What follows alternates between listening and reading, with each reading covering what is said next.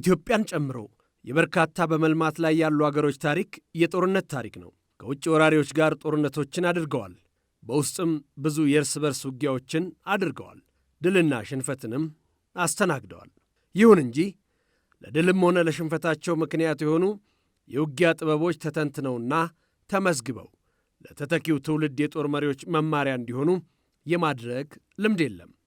ስለሆነም የጦር መሪዎቻቸውን በሌሎች አገሮች የካበቱ ልምዶች ላይ ተመስርተው የተጻፉ መጻሕፍትን በመጠቀም ለማስተማር ተገደዋል።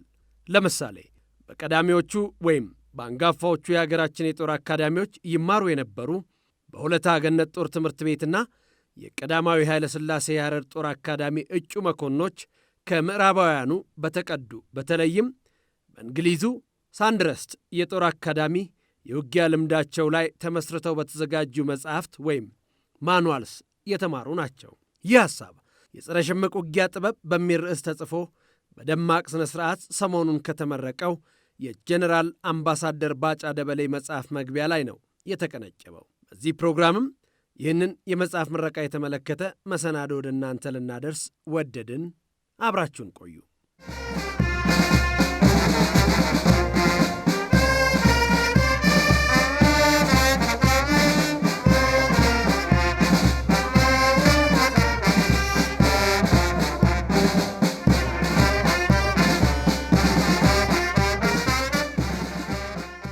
በኢትዮጵያ ደረጃ የጸረ ሽምቅ ውጊያ ንድፈ ሐሳብ በዚህ መልኩ ሲዘጋጅ ይህ የመጀመሪያው ነው። በዓለም አቀፍ ደረጃም ሲታይ ከፈረንሳዩ ዴቪድ ጋሉል ቀጥሎ የተጻፈ ሁለተኛው የሽምቅ ውጊያ ንድፈ ሐሳብ መጽሐፍ ነው።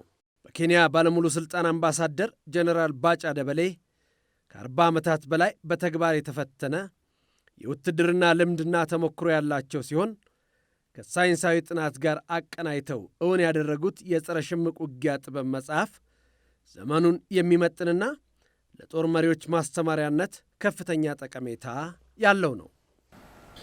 ሳይንስን፣ ጥበብን፣ ውጊያን ከዘመኑ ጋር ካልቀየርከው አንዴ ሰርተህ ቁጭ ካደረግ ትበላለህ። የጀነራል ባጫ መጽሐፍ እኔ ከዚህ አንጻር ነው ማለት ዘመኑን የዋጀ ዘመኑን የሚመጥን የነበረውን ሪቫይዝ የሚያደርግ አዳዲስ አቅሞችን የጨመረ መጽሐፍ ስለሆነ ለተቋማችን በጣም ይጠቅማል። መሪዎቻችን ለማስተማር በጣም ይጠቅማል። ለኮሌጆቻችን፣ ለዋር ኮሌጅ፣ ለስታፍ ኮሌጅ፣ ለጁኒየር ኮሌጅ፣ ለካዴት ኮሌጅ ሁሉ ይጠቅማል። በታሪክ ይመዘገባል። እናመሰግናለን። ሌላው አዲስ ነገር ምንድን ነው? ብዙ ጊዜ የምንጽፈው ታሪክ ነው እንጂ ሳይንስና ጥበብ ጽፈን አናውቅም። ሌላ ሀገር ግን አንድ ውጊያ ከተደረገ በኋላ ያ ውጊያ ሲጠናቀቅ በዛ ውጊያ የነበረ ታሪክ ከጥበብና ከሳይንስ አንጻር ነው ተገምግሞ መጽሐፍ የሚጻፈው። ፈረንጆች እንደዛ ነው የሚያደርጉት። ለመጀመሪያ ጊዜ ይሄንን እንትን የሰበረው የባጫ መጽሐፍ። ስለዚህ ከባጫ ተምረን ሌሎቻችን ከአሁን በኋላ ሳይንስ እንጻፍ የሚል መልእክት ማስተላለፍ ፈልጋለሁ። የጸረ ሽምቅ ውጊያ ጥበብ መጽሐፍ ከሳይንስና ከታሪካዊ ሂደት እንዲሁም ለመከላከያ ከፍተኛ አመራሮች ካለው ፋይዳ አንጻርም ተዳስሷል።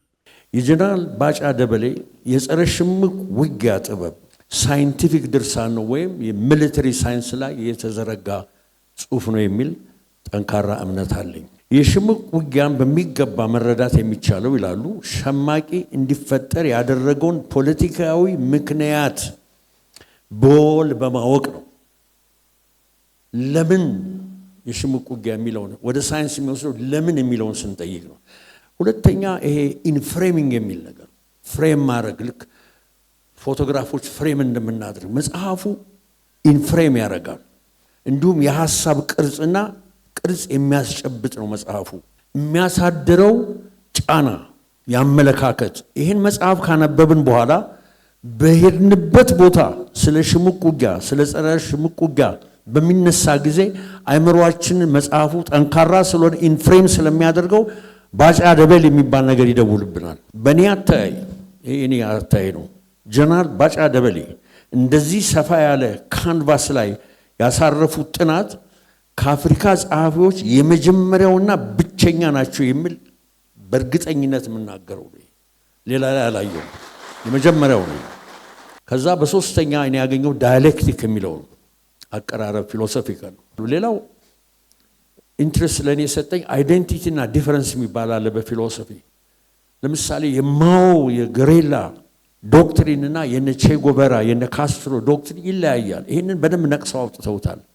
ኤግዚስቴንሻል ኤክስፒሪየንሳቸውን የዚህ ረዥም ጊዜ ወታደርነት ልምድም እዚህ መጽሐፍ ውስጥ ተካቷል።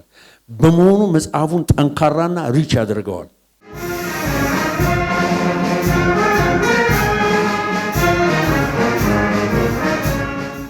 ውትድርና ከፍተኛ የሆነ ቲዮራይዚንግ አለበት። ከፍተኛ የሆነ ቲዮሪ የሚመነጭበት እንትን ነው። የማኔጅመንት የምናምን ኮንሰፕቶች በሙሉ የስትራቴጂ የመጡት ከውትድርና ነው። እኔ በእኔ እምነት ይሄ መጽሐፍ ብሬክ ስሩ ነው። ይሄ መጽሐፍ በጣም ኮንሲኩዌንሻል መጽሐፍ ነው። ይሄ መጽሐፍ ካውንተር ኢንሰርጀንሲ ስትራቴጂ ኦን ስትራቴጂክ ኢሹ ነው ፎከስ የሚያደርገው። ሶ የኢትዮጵያ ሚሊተሪ ኮንቨርሴሽን ውስጥ ቲንኪንግ ውስጥ የጎደለውን ስትራቴጂ ለሚቀጥለው ትውልድ የሚያስተላልፍ መጽሐፍ ነው።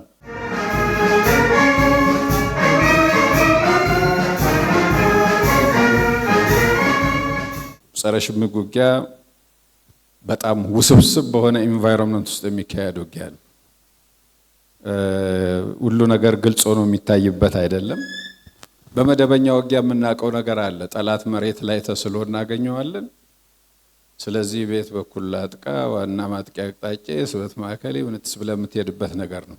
ኃይልን አሰልፈ በተኩስ ተጠቅመ የምትገባው ነው። ይሄ ደግሞ እንደዛ የሚታይ አይደለም። የሽምቅ ውጊያ ስውር ነው። ስለዚህ መደበኛ ውጊያ አካሄድ በሰለጠንክበት መንገድ የምትሄድበት አይደለም። ልዩ ጥበብ፣ ልዩ አስተሳሰብ ይጠይቃል።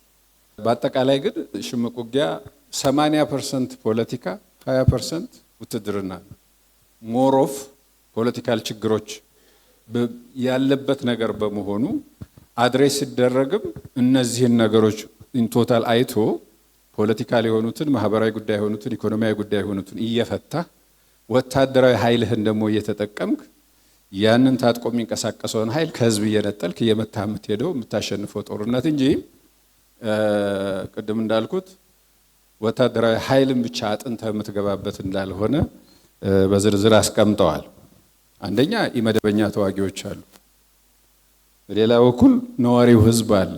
ይሄኛውን ሃንድል የምታረግበት መንገድ መታየት አለበት። ሌላው ደግሞ የፖለቲካ ብሶቶች አሉ፣ ቁስሎች አሉ ህብረተሰብ ውስጥ። እነዚህን እንዴት አድሬስ ታረጋቸዋለህ? ሌላው ደግሞ የውጭ ድጋፍ አለ። ካንተ ቁጥጥር ውጭ የሆነ ከውጭ ሸማቂው የሚያገኝ ድጋፍ አለ። ይሄን እንዴት አድሬስ አደርገዋለሁ? የሚዲያ ጦርነት አለ። እንዴት ትፋለመዋለህ? እነዚህን ነገሮች ሁሉ ያቀፈ ነው። ሪጂናዊና ኢንተርናሽናል ድጋፍ ካለ ደግሞ የሸማቂው ይሄን ኮንሲደር ማድረግ አለብን፣ እንዴት ታክል እንደምናደርግ ብለው ነው እያነሱ ያሉት። በሌላ በኩል በዚህ በውስብስብ ሁኔታ ውስጥ ስለሆነ የምትሰራው ያለኸው የበሰለ የተረጋጋ ውሳኔ አሰጣጥን የሚጠይቅ ስራ እንደሆነ ነው ስትሬስ ያደረጉበት። ስለሆነም ኃይል አጠቃቀምህ ጠላት የሚያበዛ መሆን ያለበትም። በሌላ በኩል የመረጃ ስራ ከተኩስ አቅም በላይ ነው። ተኩስ አይደለም በጸረ ሽምቅ ውጊያ ዋናው ወሳኝ። ከትልቅ የተኩስ አቅም በላይ መረጃ ትልቅ ኃይል ነው በጸረ ሽምቅ ውጊያ። ስለዚህ ይሄንንም ነው ለማንሳት ያነሱ ያሉት። ሌላው ነገር ውጊያውን ሲያዩት ከመደበኛ ውጊያ ሳይንሳዊ አስተሳሰቦች ጋር አስተሳስረውታል። አምባሳደር ጀነራል ባጫ ደበሌ ከመደበኛ የውትድርና ሙያ ሥልጠና በተጨማሪ በውጊያ ምህንድስና የዲሞሊሽን ኤክስፐርት ናቸው። ጀነራል ባጫ ደበሌ በ1987 ዓ ም በምስራቁ የአገራችን ክፍል የአንደኛ ኮር አዛዥ ሆነው በሚያገለግሉበት ጊዜ በአካባቢው እንደ አሸን ፈልተው የነበሩት ሸማቂዎች መካከል እንደ ኦኤልኤፍ፣ ኦኤንኤልኤፍ እና ሌሎችም ከአሊታድ ቡድን ጋር በትብብር ይሰሩ ነበር። ጀነራሉ የተመደቡላቸውን የጦር ክፍሎች ይዘው አሸባሪና ሸማቂዎችን ድል የማድረግ ግዳጃቸውን በብቃት ተወጥተዋል። ከአፍላ የወጣትነት ዕድሜ እስከ ከፍተኛ የጦር መሪነት አልፎም የኢትዮጵያ ባለሙሉ ሥልጣን አምባሳደር በመሆን ያለ እረፍት እየሠሩ ያሉት ጀነራል ባጫ በሽምቅም ሆነ በጸረ ሽምቅ ውጊያ ያካበቱትን አስደናቂ ልምድ ለመከላከያ ሰራዊቱ በማበርከት ድርብ ኃላፊነታቸውን ተወጥተዋል። እኔ ከፊታችሁ ቆሜ ዛሬ እዚህ ላይ ያየሁት ነገር እኔን እንደገና እንደ አዲሶኛልና የከበረ ደስታዬንና የከበረ ለእናንተ ያለኝን ክብርና ፍቅር ልገልጽላችሁ እወዳለሁ። እኔ በዕድሜ ሌላ ስራ አላቅም፣ ውትድርና ነው። 40ዎቹ ዓመታት ውስጥ በውትድርና ቆይቻለሁ። አንደኛ በሽምቅ ውጊያ ሁላችሁም እንደምታውቁት የተመደብኩባቸው አካባቢዎች ብዙ ሸማቂዎች የነበሩባቸው ናቸው። ይሄን ሽምቅ ውጊያ በሽምቅ ውጊያ መንግስትን የሚቃወሙትን በጸረ ሽምቅ ውጊያ ነው ስዋጋ የነበረና ይሄ ልምዴንም አካትቼ የተወሰነ ነገር ማድረግ አስፈላጊ ስለነበረ ከአንዱ መነሻ ይሄ ነው። ሁላችሁም ስለ ሽምቅ ውጊያና ጸረ ሽምቅ ውጊያ ብዙዎቻችሁ ታውቃላችሁና ይሄንን ለእናንተ መስጠት ያስፈልጋል በሚል እሳቤ ነው። ይሄ ጽሁፍ እያንዳንዱ ጭንቅላታችሁ ውስጥ ያለውን ነገር ሰብሰብ አድርጎ በውይይት ተወቅጦ የተጻፈ እንጂ አዲስ የተፈጠረ ነገር አይደለም። አዲስ የሚሆነው ፊልድ ማኑዋል ሆኖ መቅረቡ ነው። ማርሻል በዚህ ጽሁፍ ላይ ትልቅ አሻራ ያለው፣ አሻራው ደግሞ ቀላል የሚባል አይደለም። በጣም ተደጋጋሚ ውይይቶችን አድርገናል። ተደጋጋሚ ጽሁፎችም ወጥተዋል። ሁላችሁም ታውቃላችሁ። ይሄ መድረክ በራሱ በእኔ ህይወት ላይ አዲስ ነገር ነው የፈጠረው። አዲስ ነገር በዚህ አይነት መንገድ እንደ አንድ ትልቅ ኦፕሬሽን ታስቦ ኮሚቴ ተቋቁሞ በዚህ አይነት መደረጉ ለኔ እጅግ በጣም ከፍተኛ ደስታና ሞራል ነው የፈጠረብን። ከመላ ቤተሰቤ ጋር ምስጋናችን ከፍተኛ ነው።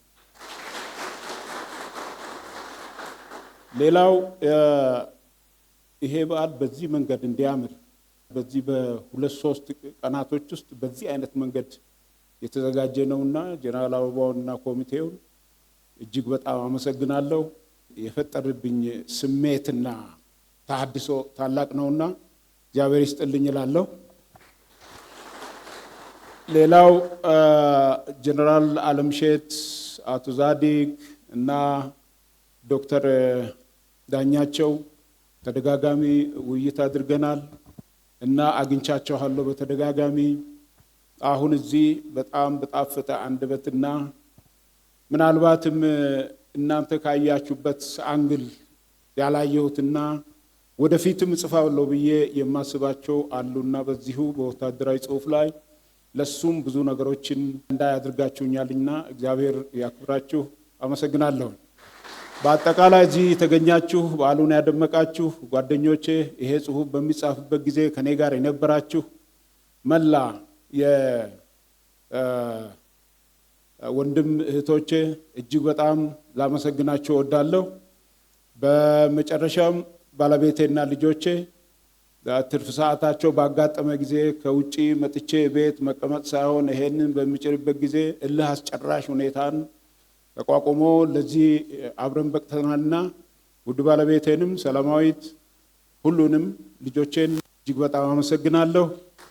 አባዱላ ጥሩ ሀሳብ ሰጥተኸኛል፣ በጣም አመሰግናለሁ። ያው አብሮ አደግ እንደሱ ነውና እግዚአብሔር ይስጥልኝ። አመሰግናለሁ። 187 ገጾች ያሉትና በ5 ምዕራፎች የተከፋፈለው የጸረ ሽምቅ ውጊያ ጥበብ መጽሐፍ ስለ ሽምቅ ውጊያ ዳራና ልምድ፣ የጸረ ሽምቅ ውጊያ ዓለም አቀፍ ተሞክሮዎች፣ የሸማቂና የአሸባሪ ቡድኖች ባህርይ፣ የጸረ ሽምቅ ውጊያና የጸረ ሽምቅ ግብረ ኃይል ዝግጅት ምንነት ተተንትኖበታል። ተመልካቾቻችን የጸረ ሽምቅ ውጊያ ጥበብ በሚል ርዕስ በአማርኛና በእንግሊዝኛ ቋንቋዎች በአምባሳደር ጀነራል ባጫ ደበሌ የተጻፈውን መጽሐፍ ምረቃ የተመለከተውን ዝግጅታችንን በዚህ ፈጸምን። ሰላም።